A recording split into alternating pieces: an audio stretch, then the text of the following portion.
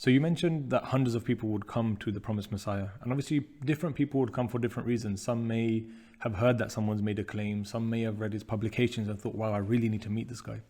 But one thing, and there's some amazing stories and narrations where people have seen someone in their dream, and when they see the image in real life, they're like, oh, this is the Messiah. And there's one story that there's a friend of mine, a senior missionary rather, of the UK community, when he was serving in the Gambia, he told me that what they would do is when the village would convert, they would invite 3 or 4 of the local people to the center to train them, educate them, and then send them back so that they can then train the wider village.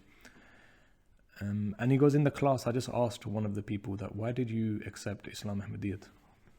And the individual said that, actually I saw a dream in which when I looked to the heavens, there were 2 pictures. One picture, he goes, I recognized straight away that this is the Holy Prophet, may peace and blessings of God be upon him. The other picture, I didn't recognize who it was, but he looked quite similar to the Holy Prophet, may peace be on him. Within a second, he said the picture of the Holy Prophet, may peace be on him, disappeared. And the other picture started to descend down towards me. And then when it came close to me, it said to me that I am the Messiah. And he goes, I knew then that, okay, this is the time of the Messiah, and I accepted him.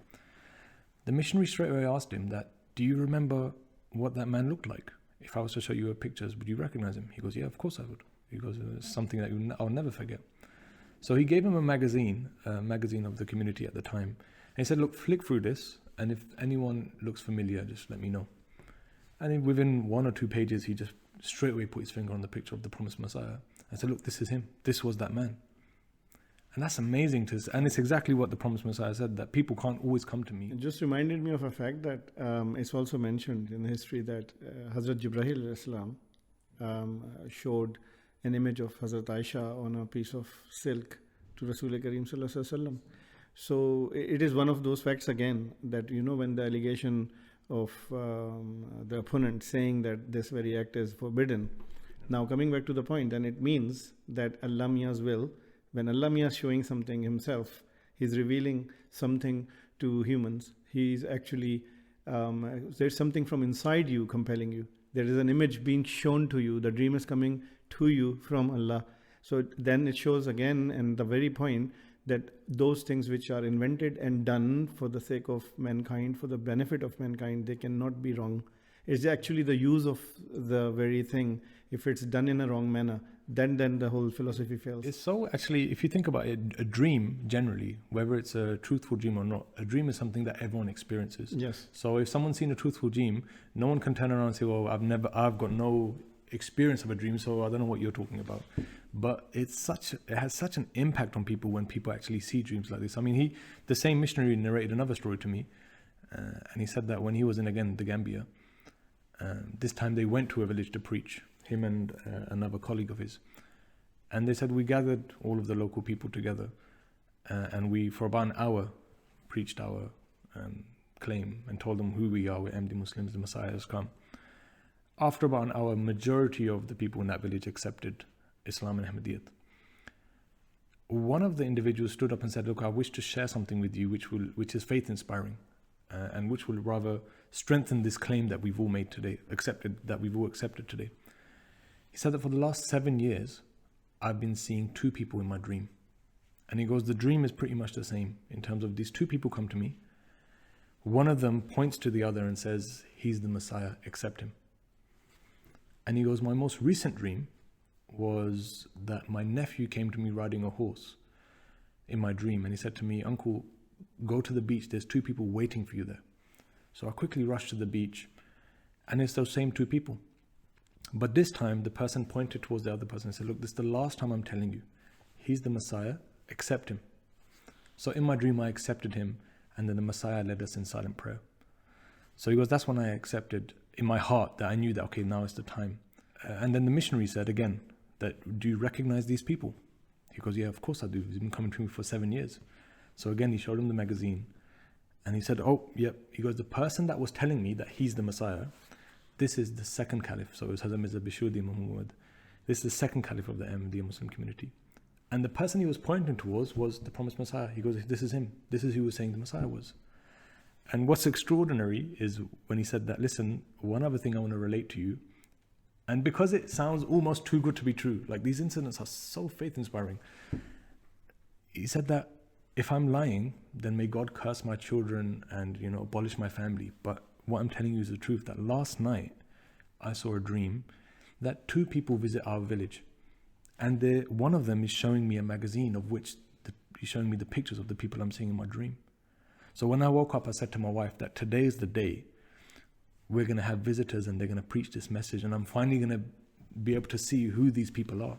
So I've cancelled all my plans. If I need to leave the village, I'm not going to go. So these are amazing dreams. And, if it wasn't for that picture, these people would never have been able to recognize who they saw in their dream. And the blessings are continuing. I mean, if you think about this, it's a truthfulness which is being reflected from the photograph.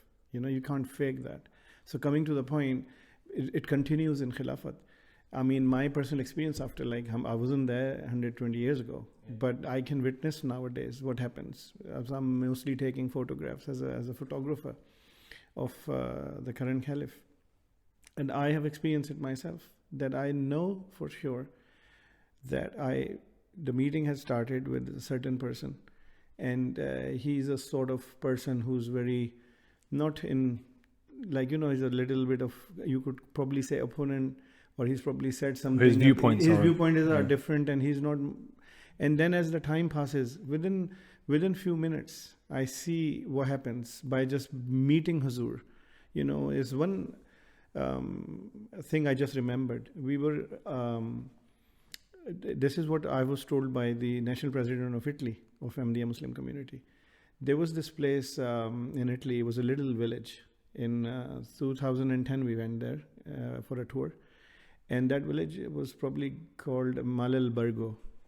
And there was this hotel, which was kind of mostly, the most part of it was hired out by the community, because the entourage was supposed to stay there and there was other functions going in that very village. So we had this accommodation arranged, and we had a few rooms in the hotel. And obviously, there were some little arrangements we were trying to do. And as the time was passing, after a few days, we were stretching a little bit too much and requesting him to do a lot of other things. So it came to a point when he got a little agitated. And he wasn't too sure, because he was getting a bit from business point of view. He was feeling that he's doing a little too much and he's going to lose business, or maybe he's doing a lot of favors, which he wasn't too keen about.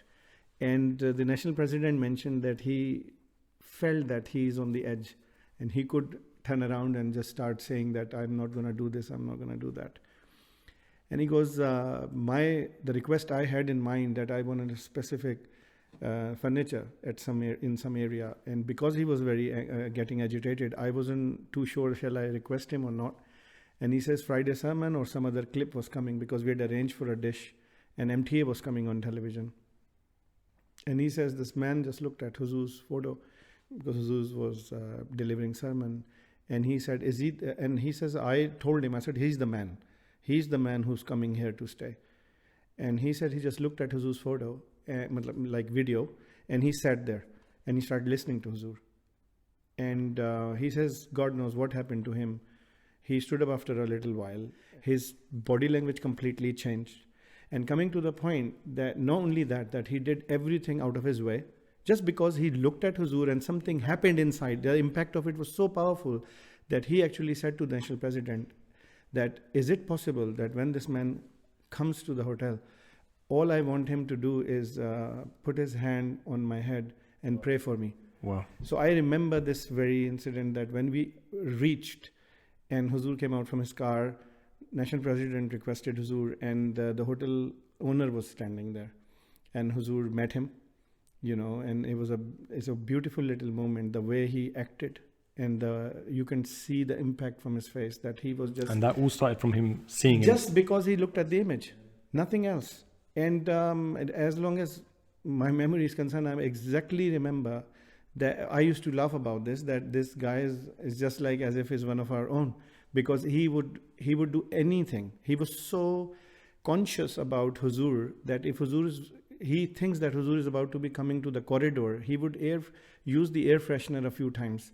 He would want it to be fresh. He wanted it to be clean, because he had just this impact just by listening. His English wasn't very good either. So whatever Huzur was saying in the sermon, probably he didn't even understand it properly. It's just the power of the image, which just changed him completely as a person. You remind me of another, because you mentioned Europe, and it reminded me of another incident actually. Another friend of mine related, because he was there at the time. He was doing some outreach work in Peckham, so South London, and it was very simple setup. They set up a stall behind the bus stop, and it was a simple setup. They had some books and a picture of the promised Messiah on the table. And the brother told me that the bus came, and an African lady got off the bus, and he goes, I noticed that she looked towards us, but within a few seconds she started to cry. And then we all were a bit worried that randomly this woman's got off the bus. She's looked at us. We've noticed that she's looked at us. And she just started crying.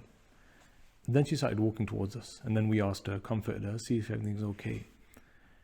He goes, then she said something amazing. She said that this person, the picture of the promised Messiah, he goes, this person has been coming to me in my dreams for years. But I've not known who he is or what to do, I've got no indication of who this man is. And now seeing him in real life has just brought this emotion on me. So dreams, like you said, this picture serves such importance in people recognizing, like the promised Messiah said in his own words, there's no better thing to explain it, that this image helps people recognize that actually the Messiah that everyone is waiting for has arrived. So we should all accept it.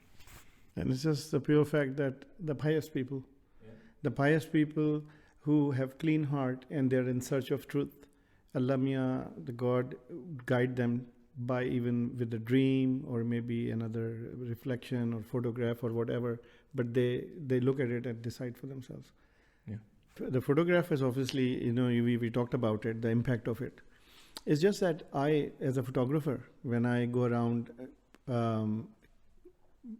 taking photographs of our current caliph, I have noticed that if I'm in the audience and I'm taking photographs, sometimes I get to sit with these people who are listening to the Khalifa. Like external people the not external from people, not from they our are community. just sitting there listening to Huzur. I had witnessed many times people who had different point of views. They were not too sure about attending that very occasion. They were slightly reluctant when Jamaat invited them. They came, just because this neighborhood or whatever. So they're just sitting there out of courtesy. And I see the impact. I see how it changes everything for them. So relating back then, if the current situation is like that, and I can only witness, I wasn't there 120 years ago, but I can tell that when the person of such caliber, the person who is actually a true representation of A rightly guided person. Rightly guided person, that the impact is just next level. I tell you why. Because many times I see the youth who are reluctant to do certain things they feel shame in maybe wearing a certain dress, because they think it's a cultural thing. For example, I wouldn't expect somebody to be daring enough to adopt a certain way of look. But I noticed and I witnessed, I was sitting once and there was a local mayor of an area. She was sitting there and she asked me that I can see that you're taking photographs. Are you the official photographer? And I said, yes, I am. And she says, well, I have never seen such a beautiful personality in my life. I just cannot explain. And she was an old lady. And when she was saying that, I could see tears in her eyes. She said to me that this man is not a normal person. And I can guarantee you this, because he just looks like a prince. He's just unbelievable. I cannot take my eyes off. I'm just spellbound. This is how she was. And I notice, I see the respect people have, and I see them changing. So just imagine what impact these photographs makes in people's lives.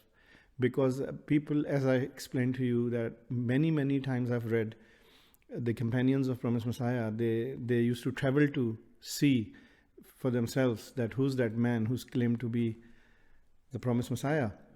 And what was it which will compel them? Something from inside that they look, this cannot be the man, this cannot be the person who's, unless or until you're purely evil-hearted person and you just had decided it's just so they say whatever they want to say and nothing, they see nothing.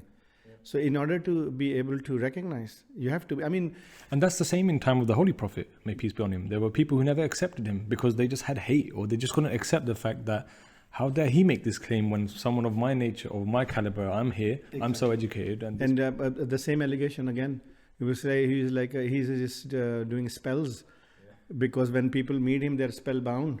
So there's the same allegation is carrying on after 1400 years ago.